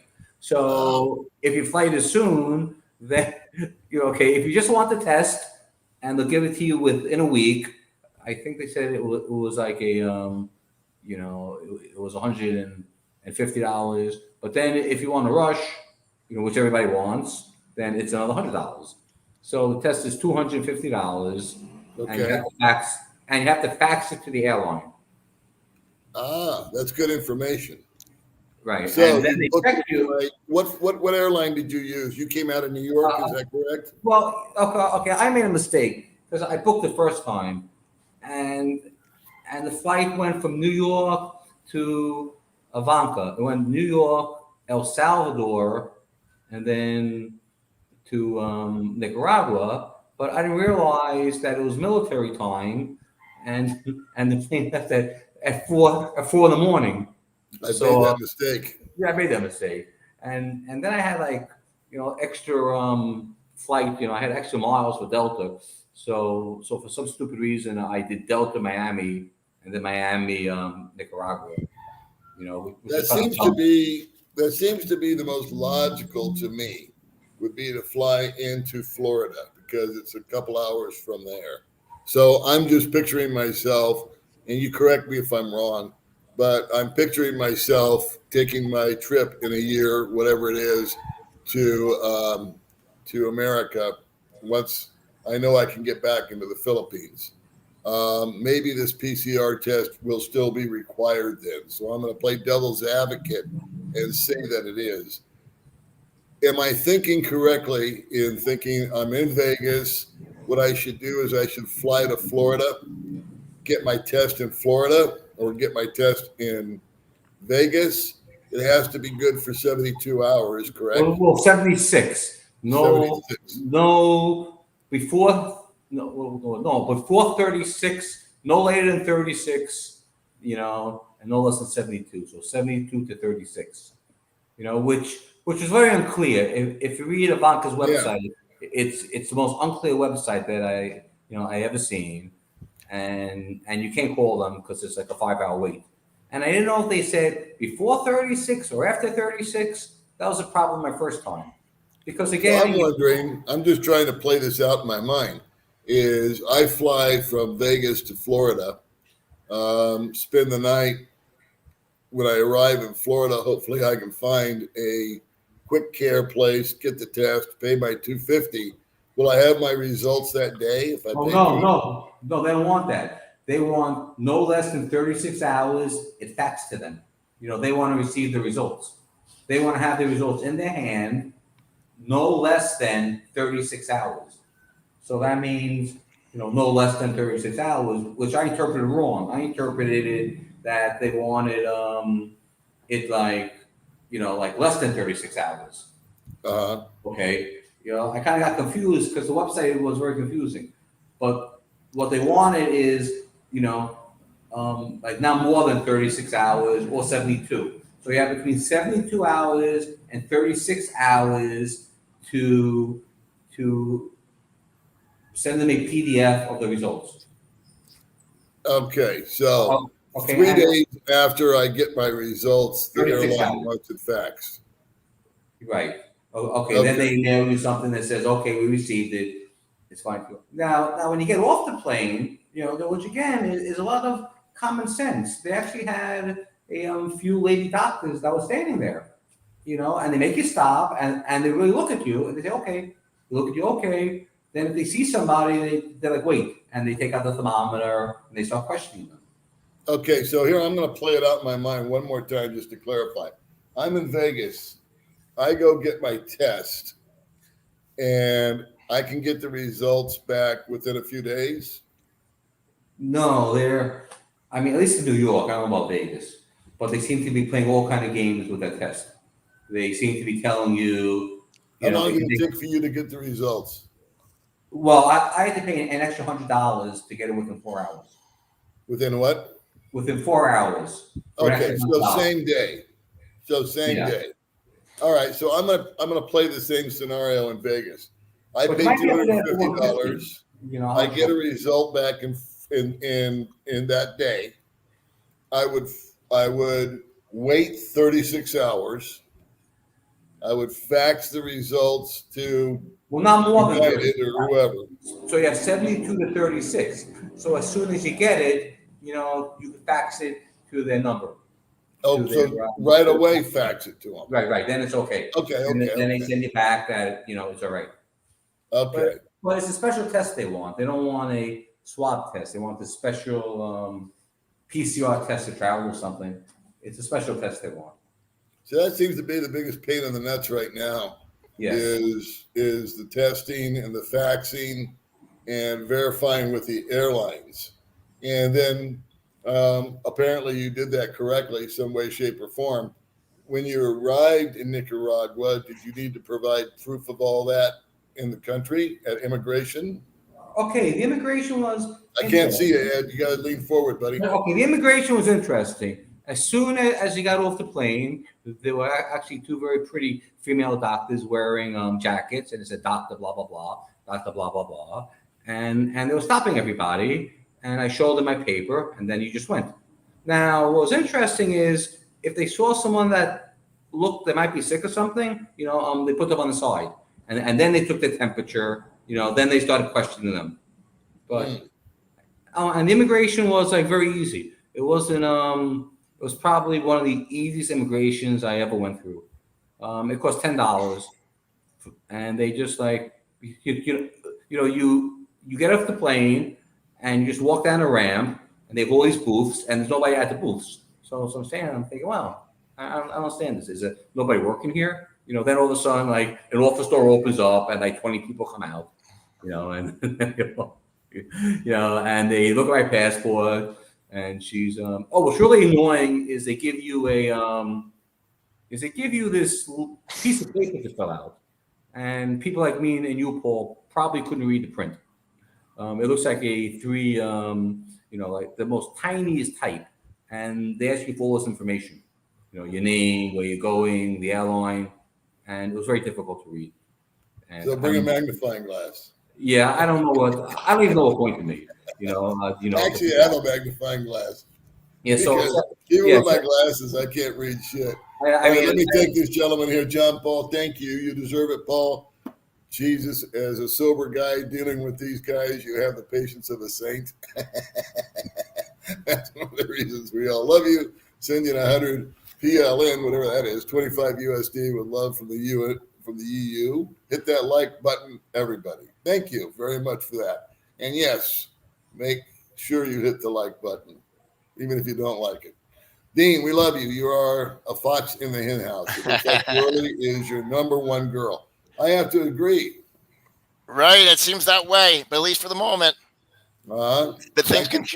I think we're seeing Dean starting to settle down into holy matrimony here. Well, I wouldn't go that far, but watch the episodes. You get a better idea of the people who watch the episodes. But for the time being, I'll put her in that number one position. But things are subject to change here. Now, is the young lady with you, Ed? Is she bored? Is the question, or is she shy? Or what's the deal going on there? I don't know. Mucho aburrido. Yeah, she's bored. She's bored. Yeah. And also the problem is there's not much really to do here to really even like. Well, it's tough to come on camera for the first time, especially with strange people. So, let me go through some comments here and then we'll call it a day, kids. Let's see.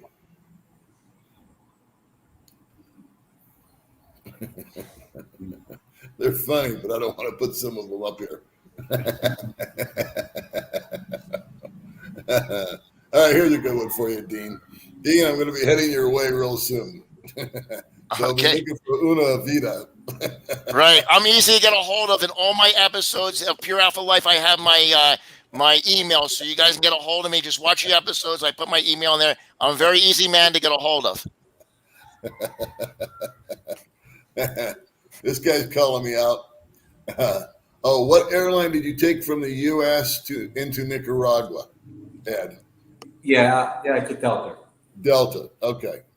Okay, but then the problem is you have to get the boarding pass for Avianca, which I didn't know. So I went from Delta to Avianca and I gave my name and they were all like mad at me because I didn't there was only like an hour and a half left or something. So, they got, they had a bit of an attitude that I like. I hate traveling. I hate airlines. I hate airports. I hate baggage claim. I hate it. I love getting where I'm going. I love to travel, but the mode of travel kills me. I'd rather take a bus than a plane sometimes. It's just brutal. Flying is not what it used to be. All right, so let's see, Dean. We know you're easy. How about the girls? Well, it depends on the girls, but as Ed told you down here, these girls aren't really going to throw themselves at maybe some other countries. But again, I think some people think they're not friendly. They are very friendly. They're just more reserved. That's the difference. But they're very friendly. Ed, wouldn't you agree? These girls are very friendly. They'll carry on conversation. But again, they're not like what you would say is throwing themselves at you or kind of that type of thing. But reserved, but super friendly. And once you get to know them, like you're getting to know your girl more and more every day, you'll find they're romantic, passionate, loving, honest people. And what more can you ask for? Really? See, here, J.F. Spice says this is better than anything on TV. You can't make this shit up. That's the beauty of it. Well, listen, kids, thank you very much. That's for it. Being on today. We'll go That's ahead. it. We didn't get to the comments. But Ed, thank you very much for giving us your spin on it. It sounds like the worst part of your trip was the airlines and the COVID and the test and the results and the faxing. And I agree that everyone is in a total state of confusion right now on travel and on just living day-to-day life. I know that in the States, there's a lot of dissension about wearing a mask, not wearing a mask. I know that in the Philippines here, it's the same. Some cities are being locked down. Other places are open. There's just restrictions that we're not accustomed to, that we as, freedom loving people resent and are confused by. There's a lot of misinformation out there. But it sounds like once you do make this arduous trip, COVID testing, faxing, standing in line, changing planes, all that hoo-ha, that once you do arrive, it sounds like it's a pretty chill place to go. I still stand by that. And Dean, I got to commend you that I think that you are a very, very gracious host. Why, thank you. When people show up, I think Ed will concur with that. Amazing. He was amazing. People. Thank you. Yeah, And he was. Ed and I he was had a amazing. conversation a couple of times on Messenger, just kind of asking how it was going, and he was sending me some pictures. And he said that you're actually a very, very chill guy in person. And I think that on camera and on YouTube, because you are the consummate promoter and the consummate salesman, it's just in your blood. You're going to be the Sam Wow guy. Sure. You get all amped up. And I like that about you because you have high energy. I would much rather be around somebody with a high energy level than someone that's just sort of sitting around picking their nose, and scratching their ass. Right. And not engaging at all. So if I had to go one way or the other, I think that's the positive thing that we can all take away from that. I take a lot of shit because of this. Okay, a lot of guys don't like this being on my channel, which is one of my motivations for starting another channel. So I have more freedom to do whatever the hell I please. But again, I think this does apply to the Philippines. My original intention on doing all of this with Dean was primarily and simply to give guys another opportunity, another option for being in a holding pattern before coming to their ultimate destination in Southeast Asia. Thailand is pretty much closed except for Phuket, but that's another story. Vietnam is totally shut down. The Philippines is shut down. Guys are in Britain, Australia. Primarily my audience is in America, and they're packed. They're ready to rock and roll. They've sold their house or they haven't, or maybe, so there's two cases. There's the guys that are ready to come to the Philippines. They're sick and tired of sitting in whatever city in America. And my recommendation was go to Nicaragua and hang out for a month, 2 months, 3 months, a year. You'll save money. You'll have fun. If it don't work out, go back home, And the other one is if guys are sitting around in America, again, primarily my audience, and they're not retiring, they're not going anywhere, but they're kicking the stalls because of COVID and its restrictions, that Nicaragua would be an awesome place to just go and, vacation for a couple, 3 weeks. Sure. It's only 2 hours. It's only 2-hour flight. So it's very. I stand by that. And I think that the fact that what 3 guys have gone to visit you now since we started this deal? Let's see. We have Dave that came down. We had followed by Mike, and then we have Ed from Queens. And there's another viewer that just happened to come down here, and he contacted me, and he already found himself a sexy senorita. Maybe I can see and he studied a lot about it, but my show kind of pulled him over the top, and he came down here. He's from Texas, so he's down here right now. And it just keeps growing and growing, the Pure Alpha Life family. And like you said, I don't think they're going to open the Philippines anytime soon. I definitely want to hold my breath waiting for that to happen. So that's when you and I first met. I said, Paul, you know what? I think they're not going to open that anytime soon. They're not going to let go of that control, whatever they say, it's a virus, whatever. But in Nicaragua, you'll find that's not the case. You can very easily come down here, like the guys before Ed have already come down and came down here, and they saw everything we talked about on Pure Alpha Life and with my shows as I go. It's all exactly like I portray it to be, and they love it. And if you think about that, Paul, every one of them, even Ed, wants this to be their future home. So I think that says a lot about them. They all come from different backgrounds. They maybe came from South Carolina. Ed came from New York City, and he sees his place to fit all his needs. So there's nothing negative I can say about Nicaragua. I've been here 10 years. I live in Costa Rica 10 years. I've been here. This is where I plan on living for the rest of my days. And I think that the guys who are sitting up there with their bags packed, waiting for the Philippines to open, and they go through this more strict lockdowns. Like, I think the best thing to do is your bags are packed. Come on down here to Nicaragua. I'll be more than happy to meet with you. We'll take you around. If they like young, beautiful women like the Filipino women, they see what we have here, and you can see it more in my shows in Pure Alpha Life. And you're not going to be deprived of anything when you come down here. You'll find everything you like.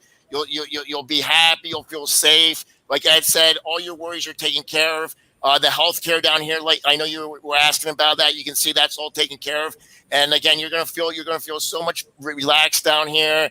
You're gonna just everybody that come down here feels so much relaxed, and they feel that stress has been lifted off them. And again, as I can say, what more can you ask for? To have a stress-free life, have everything you want, and not only that, be so close to home. Only 2 hours, and you can be back in Miami or Houston, or a couple hours more in Los Angeles, and you're very close. Subscriber, I'm sorry, Dean. My favorite subscriber has got one of my favorite subscribers. I have many. Question for Ed. Did Ed say that he wants to make Nicaragua his home? Let's clarify. I tell you, it's I think it's a good choice, especially because I have three daughters who I'm close with, and of course they all like totally flipped out on me when I said I was coming here. But what's interesting about this area here is, I mean, they'll really enjoy it because it's a beach town, and they have like maybe 30 restaurants on the beach. And so I think that my kids would like it because the restaurants, and they have live bands in the restaurants, and they have so I think it'll be a fun place for them. And they do have nice places to live and not really expensive.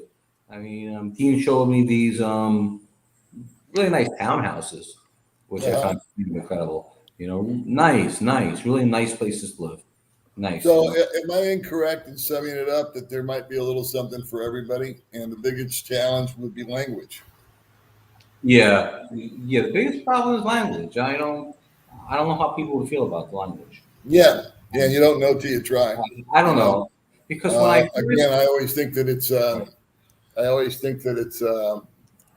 it's good to get out of your comfort zone. You know, life is short. And, I didn't pay a peso for learning languages. I moved down here 20 years ago in Costa Rica. I found a sexy senorita come over. She taught me everything I needed, and it didn't cost me a peso. And I think that's the best thing people can do. Or if you remember that Esperanza we brought on this show a little while ago, we brought on your show, and she's down here, and she'd be more than happy to help or meet with anybody. And a lot of people really liked her. If you remember Esperanza. And so there's a lot of options down here. Don't let the language thing scare you, because again, you can, through YouTube, you can find all kinds of classes. And I say don't pay for rocket languages or Rosetta Stone. You can just find an instructor on YouTube that you like. You can follow their programs. The best thing to do is immerse yourself down here. And that might be something good, that you're coming down here and you're not going to be surrounded by gringos, because what's going to happen is you're not going to feel necessary to learn the language. When I moved to Costa Rica, I cut myself out from the expatriates, and I just hung out with most of that time with Costa Ricans and Nicaraguans. And that was the quickest way to learn the language, because I didn't have anything to fall back. I didn't fall back on just running around with gringos and not having to learn the language. I immersed myself, and I learned. I found that was the best and quickest way to learn, and I got so comfortable doing that. And in no time, I was speaking and writing Spanish. All right, so we're going to get to some snarky comments, and then we're going to sign off, because it wouldn't be a Dean show without snarky. No, I want to hear them all. We have all night. We're not going anywhere. All right, so David Bear, I think he's talking or addressing to you, Ed, that you completely avoided the question of would you consider that a place to live? I don't know what. Well, I mean, the problem is, like, you know, I'm not in the position where I could just pack up and leave. Okay. I mean, I have unfinished business, so I really have to find the right place. But so far from what I see in Central America, you know, Latin America, this is the best place. Now, what I told Dean, which Dean never saw, that I thought was very interesting, is I was watching the Spanish TV, okay, and they have promotional videos of Nicaragua. Like the government puts out these 10-minute videos, and they're showing you the agriculture and the manufacturing, and they're showing you how they have these modern plants, and Nicaragua's growing, and it's so. I mean, they really seem to want to get people down here. All right, Big Dave wants to know what your age is, Ed, if you don't mind disclosing that. You know. Is that a secret? That's a secret. Okay, we respect that. Let's see what else we got. Let's see. Well, Rick Smith said he could be there tomorrow. Come on down, Rick. My unfinished would be the babe on his shoulders. So everybody likes the pretty girls. Which one? Which one? We both have them.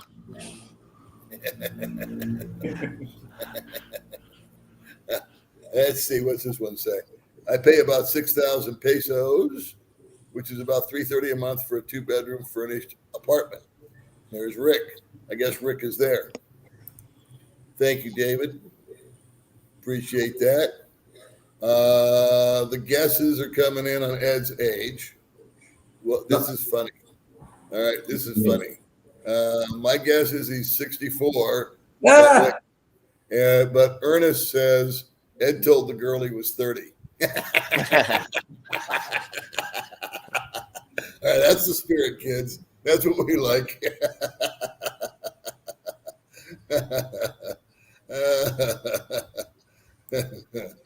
Oh, funny. How old is Ed's girlfriend? Ed's girlfriend. How old is, what is her age? I said in the videos, it might be too late. I already let that out on the videos, but it's no big, there's nothing wrong with her age. No, how old is she? Her, 19. 19. Okay. And what is her name? Maiden. Okay. So she is 19. Right, 19. She'll be 20 this month. She'll be 20 this month. Is coming down to steal your woman. Well, come on down fast because I have another one lined up.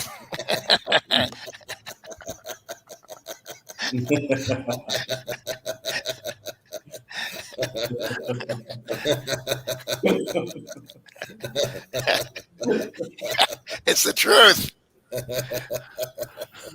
All right, we'll end it on that, guys. Okay. We've been going for 2 hours now, so I can go longer. Ed, thanks for coming along, being a good sport. Dean, thanks for being Dean. Thanks for having us. Dog signing off. All right, guys. watch. I want everybody to watch my videos, and they can see even more of the sexier Lenny, even Malin and Ed, and all of our adventures. We run around like gypsies here in San Juan, and you'll love it. And that will encourage you guys even to come on down even more because the Philippines isn't opening anytime soon, guys. I'm sure. Pure alpha life. Keep Dean happy. Great. Beans and rice. Right. And I'll see you later, man. Thank you so much. Thank you so much, everybody. We'll see you soon. Adios. Adios. Ter un beso. Ter un beso. Adios. Crazy people. Okay.